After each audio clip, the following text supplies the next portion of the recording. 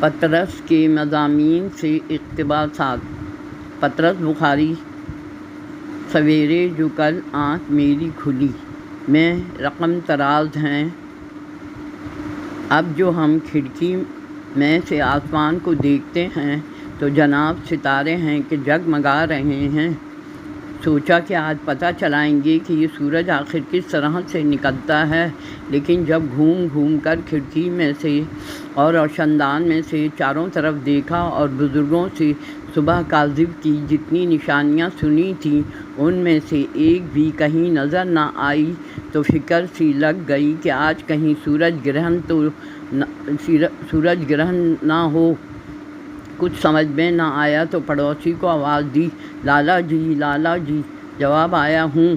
میں نے کہا، آج یہ کیا بات ہے، کچھ اندھیرا اندھیرا سا ہے۔ کہنے لگے، تو اور کیا، 3 بجے ہی سورج نکل آئے۔ 3 بجے کا نام سن کر ہوش گم ہو گئے۔ چونک کر پوچھا، کیا کہا تم نے؟ 3 بجے ہیں۔ کہنے لگے، 3 تو نہیں، کچھ 7 ساڑھے 7 منٹ اوپر 3 ہیں۔ میں نے کہا، ارے کمبخت خدائی فوجدار، بدتمیز کہیں کے، میں نے تجھ سے یہ کہا تھا کہ صبح جگا دینا، یا یہ کہا تھا کہ سرے سے سونے ہی نہ دینا؟ 3 بجے جاگنا بھی کوئی شرافت ہے؟ ہمیں تو نے کوئی ریلوے گارڈ سمجھ رکھا ہے؟ 3 بجے ہم اٹھ سکا کرتے تو اس وقت دادا جان کے منظور نظر نہ ہوتے۔ اے احمق کہیں کے، 3 بجے اٹھ کے ہم زندہ رہ سکتے ہیں؟ امیر زادے ہیں، کوئی مذاق ہے؟ لا حول ولا قوت۔ یہ سوتوں کو جگا رہے ہیں یا مردوں کو اٹھا رہے ہیں؟ اور حضرت عیسیٰ بھی تو واجبی طور پر ہلکی سی قم کہہ دیا کرتے ہوں گے، زندہ ہو گیا تو ہو گیا، نہیں تو چھوڑ دیا۔ کوئی مردے کے پیچھے لٹ لے کر پڑ جایا کرتے تھے، توپیں تھوڑی داغا کرتے تھے۔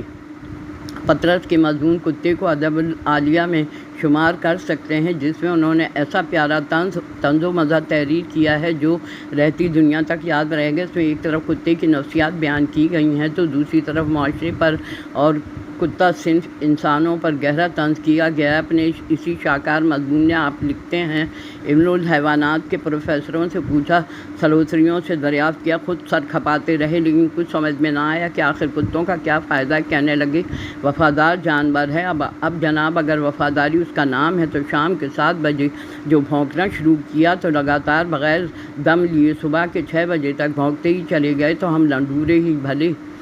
اس میں شک نہیں کہ ہمارے تعلقات کتوں سے ذرا کشیدہ ہی رہے ہیں، لیکن قسم لے لیجئے جو ایسے موقع پر ہم نے کبھی سیتا گرہ سے منہ موڑا ہو، شاید آپ اس کو تعلی سمجھیں، لیکن خدا شاہد ہے کہ کبھی اس کتے پر ہاتھ اٹھ ہی نہ سکا۔